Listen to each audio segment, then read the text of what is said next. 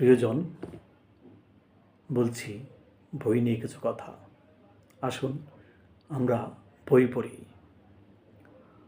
পরিবার থেকেই শুরু হোক।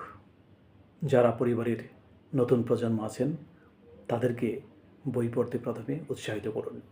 আপনি নিজে পড়ুন এবং ছোটদের, কিশোরদের, তরুণদের পড়তে উৎসাহিত করুন। বই আপনাকে কখনো বঞ্চিত করবে না। আপনি মানসিকভাবে সুন্দর থাকবেন, ভালো থাকবেন। বই আপনার মনকে বিকশিত করে আপনার মনের জানালা খুলে দেয়। কাজেই বই পড়ুন এবং সেই সঙ্গে গ্রাম পাঠাগার করে তুলুন।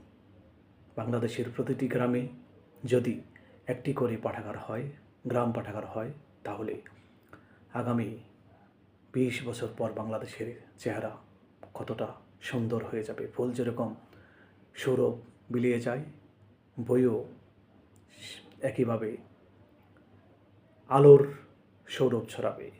বই হচ্ছে আলোর ফেরিওয়ালা। যত পড়বেন, তত জানবেন, তত আনন্দিত হবেন, নিজের একটি জগৎ হবে। যদি গ্রাম পাঠাগার করতে নাও পারেন, তাহলে আপনার বাড়িতে ছোট্ট একটি সেলফে ছোট্ট একটি মিনি পাঠাগার করে তুলুন, যেখান থেকে আপনি বই পড়বেন, আপনার সন্তানরা বই পড়বে, পরবর্তী জেনারেশন বই পড়বে। বইয়ের কোনো বিকল্প নেই।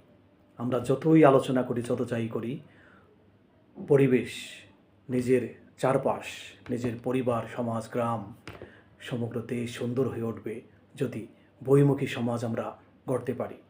তরুণ প্রজন্মকে যদি আমরা বইমুখী করতে পারি, একেবারে নতুন প্রজন্ম যারা, তাদেরকে যদি আমরা বইমুখী করতে পারি।